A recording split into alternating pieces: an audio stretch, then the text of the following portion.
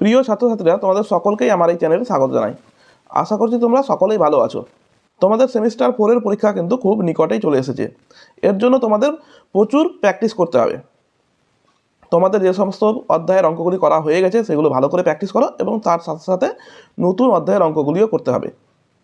তোমাদের পরীক্ষা পূর্ববর্তী প্রিপারেশন যাতে আরও ভালো হয় তার জন্য আমি নিয়ে আসছি প্রত্যেকটা ইউনিটের কিন্তু ইম্পর্টেন্ট কোশ্চেনগুলি। এই সমস্ত ইম্পর্টেন্ট কোশ্চেন করলেই তোমরা কিন্তু প্রায় 100%ই অঙ্ক কমন পেয়ে যাবে। তো আজকে শুরু করব তোমাদের ইউনিট 1-এর ভেক্টর এবং ত্রিমাত্রিক স্থানাঙ্ক জ্যামিতি। এই ইউনিট থেকে তোমরা জানো ভেক্টর থেকে 5 মার্কস এবং ত্রিমাত্রিক স্থানাঙ্ক জ্যামিতি থেকে 10 মার্কসের কোশ্চেন আসবে। তো এই চ্যাপ্টারটি খুবই গুরুত্বপূর্ণ অধ্যায়, এবং এই অধ্যায়টি আরও গুরুত্বপূর্ণ এই জন্যেই যে তোমরা যখন গ্র্যাজুয়েশনে যাবে এই অধ্যায়টার কিন্তু একটা পার্ট বা অংশ পেয়ে যাবে। সেখানে টোটাল সমস্ত চ্যাপ্টারই আছে। হ্যাঁ, সেই জন্য এই অধ্যায়টিকে তোমাদের খুব ভালো করে প্র্যাকটিস করতে হবে। চলো ফার্স্ট চ্যাপ্টারটা তোমরা দেখে নাও, ভেক্টর বীজগণিত। এই অধ্যায়ে তোমরা কোন অঙ্কগুলি করবে উদাহরণও দাগিয়ে দিচ্ছি আমি। পেজ নাম্বার 11 দেখো, উদাহরণ নাম্বার 4। এই অঙ্কটি ভালো করে করবে, অবজেক্টিভের জন্য খুব ইম্পর্টেন্ট। উদাহরণ 6, এটিও ভালো করে করবে।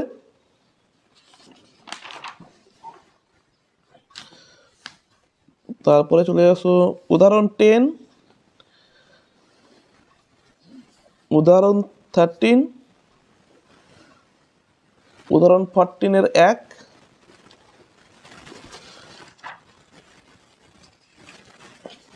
উদাহরণ 16, উদাহরণ 21, উদাহরণ 22। এই অধ্যায়ে প্রচুর অঙ্ক আছে এবং প্রতিটা অঙ্কই প্রায় ইম্পর্টেন্ট। তার মধ্য থেকেও আমি অনেকটা কম করে দিয়েছি তোমাদের, যে অঙ্কগুলি তোমরা অবশ্যই প্র্যাকটিস করবে। উদাহরণ 24। এবার প্রশ্নমালায় চলে আসো, সংক্ষিপ্ত প্রশ্নাবলী 2 মার্কের। Question number 9, question number 11, question number 13, 17-2, এদিকে 19 নাম্বারটা, 21-এর 1, 23 নম্বর, 25 নম্বর।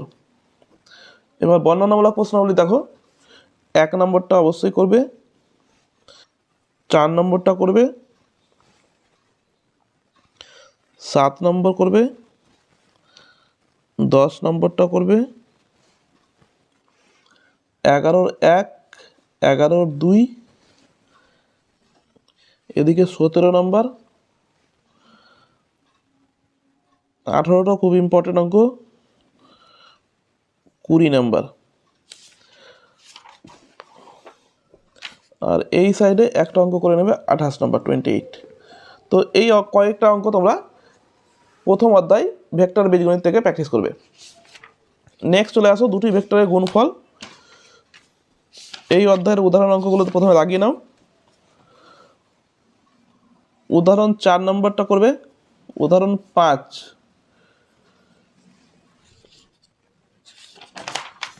তারপরে চলে আসো পেজ নাম্বার 30, উদাহরণ 7, উদাহরণ 9,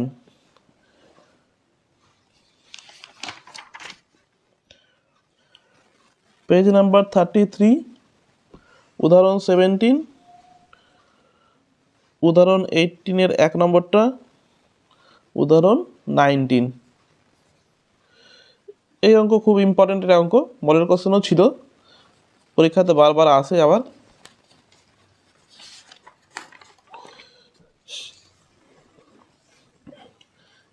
উদাহরণ 22 দেখো, তারপরে চলে আসো এদিকে, এখানে উদাহরণ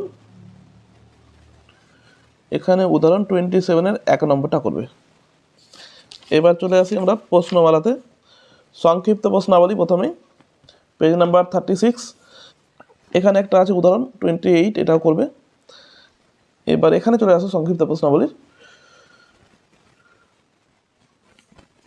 কোয়েশ্চেন নাম্বার 7, অবজেক্টিভের জন্য খুব ইম্পর্টেন্ট অঙ্ক। কোয়েশ্চেন নাম্বার 11-এর 1 এটা খুব ইম্পর্টেন্ট। 12-এর 1, 12-এর 3, কোয়েশ্চেন নাম্বার 16-এর 1 নম্বরটা 3 নম্বর, 18-র কোয়েশ্চেন নাম্বার 3, এদিকে হচ্ছে 21-এর 1 নম্বর। পরের পেজে চলে আসো বর্ণনা। এবার দেখো বর্ণনামূলক প্রশ্নাবলী 3 মার্কের কোয়েশ্চেনগুলি। কোয়েশ্চেন নাম্বার 1 খুবই ইম্পর্টেন্ট অঙ্ক।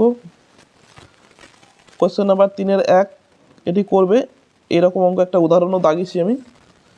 কোয়েশ্চেন নাম্বার 5-এর 1 নম্বরটা এখানে করবে, 6 নম্বর, 7 নম্বর, 7-এর 1। এই অধ্যায়ের প্রচুর অঙ্ক ইম্পর্টেন্ট আছে, তার মধ্যে থেকেও আমি বেছে নিয়েছি বেশ কিছু অঙ্ক। কোয়েশ্চেন নাম্বার 13 খুবই ইম্পর্টেন্ট অঙ্ক। 14 খুব ইম্পর্টেন্ট এটিও। 15-2 এটি খুব ভালো করে করবে। 16 নম্বরটাও খুব ইম্পর্টেন্ট। এবার চলে আসো এই পৃষ্ঠায়। কোয়েশ্চেন নাম্বার 23, 24, 26-এর 1 নম্বর, এটি উদাহরণও আছে আবার। 3 নম্বরটাও 26-এর খুব ইম্পর্টেন্ট। এদিকে কোয়েশ্চেন নাম্বার 29। এই দুটি ভেক্টরের গুণফল থেকে এই কটা অঙ্ক ভালো করে প্র্যাকটিস করবে। চলো এবার নেক্সট চ্যাপ্টার যাই।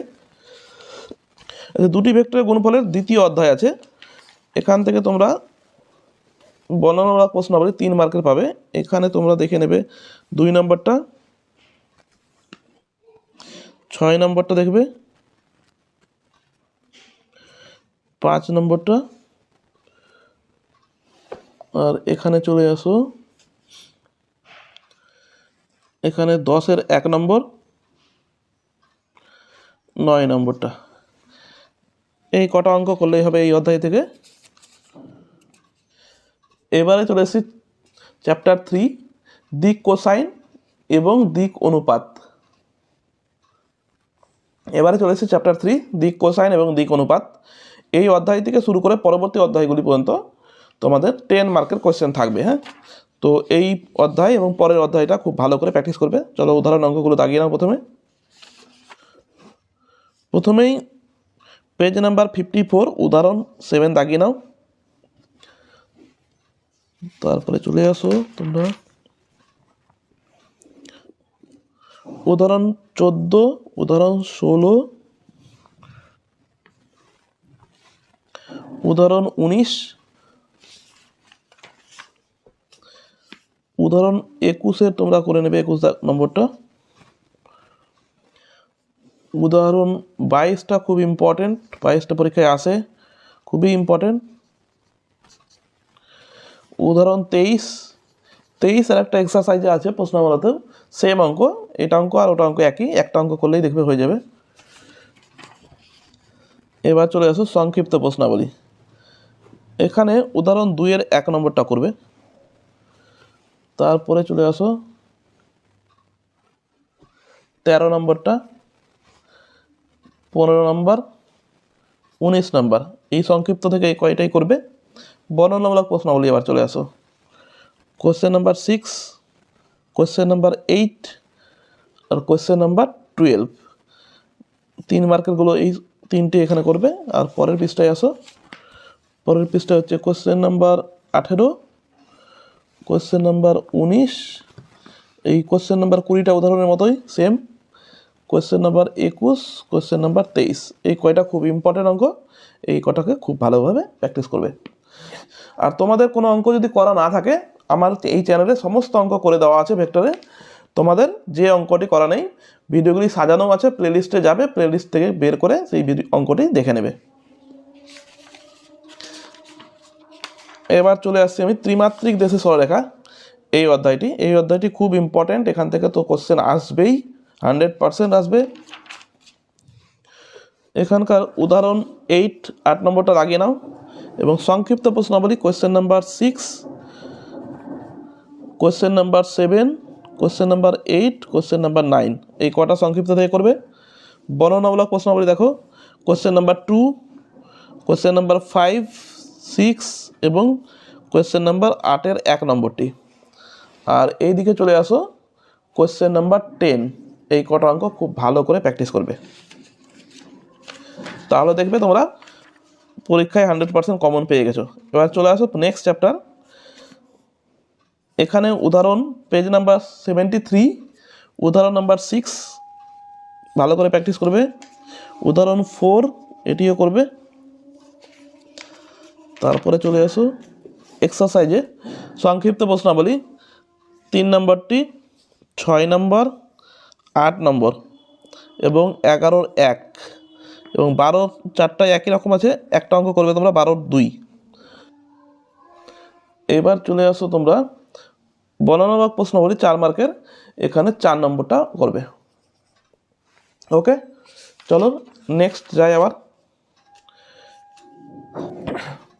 পেজ নাম্বার 77, এখানে তোমরা 1 নম্বরটা করবে, 2 নম্বর করবে এবং 3 নম্বর ও 5-এর 3 নম্বর, এই কটা অঙ্ক তোমরা এখান থেকে প্র্যাকটিস করবে। তারপরে চলে আসো নেক্সটে পেজ নাম্বার 79, এখানে উদাহরণ 3,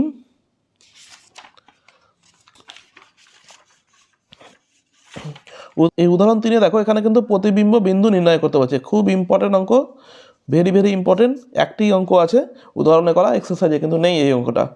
তো এই অঙ্কটাকে খুব ভালো করে প্র্যাকটিস করবে, পরীক্ষায় খুবই আসে।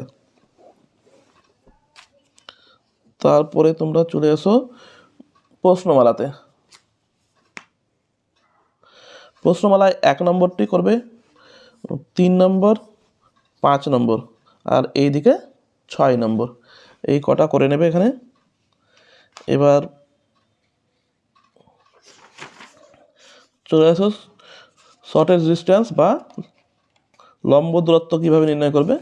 তো এখান থেকে তোমরা জানো দুটি এসকিউ লাইনের মধ্যে লম্ব দূরত্ব নির্ণয় করতে হবে। তো সেটি যদি ভেক্টর আকারে থাকে, প্রশ্নমালা চলে আসো, প্রশ্নমালার কোশ্চেন দাগিয়ে নাও, পেজ নাম্বার 86, 3 নম্বর কোশ্চেন, 2-এর 1 নম্বর এবং 3 নম্বর এখানে ও 4-এর 2 নম্বর, এই কটা কোশ্চেন তোমরা এখান থেকে প্র্যাকটিস করবে। তো যেগুলো অঙ্ক আমি তোমাদের দাগিয়ে দিলাম সেই সমস্ত অঙ্ক অবশ্যই প্র্যাকটিস করবে, তবে তোমরা 100% দেখবে কমন পেয়ে গেছো। এখানে একটা উদাহরণ আছে পেজ নাম্বার 85, কোশ্চেন নাম্বার 3, এটিও প্র্যাকটিস করবে। তো আমি যে কটা অঙ্ক তোমাদের দাগিয়ে দিলাম সেই কটা অঙ্ক প্র্যাকটিস করলে দেখবে 100% কমন পেয়ে গেছো। আর আমি যে সমস্ত অঙ্ক দাগিয়ে দিলাম সেই সমস্ত অঙ্ক যদি তোমাদের করা না থাকে, আমার প্লেলিস্টে চলে যাবে, প্লেলিস্টে সমস্ত অঙ্ক করে দেওয়া আছে ভেক্টরের। তো তোমাদের যে অঙ্কগুলিতে সেই অঙ্কগুলি ভিডিও থেকে দেখে নিবে। তাহলে দেখা হবে নেক্সট ভিডিওতে। সকলকে ভিডিও দেখার জন্য অসংখ্য ধন্যবাদ।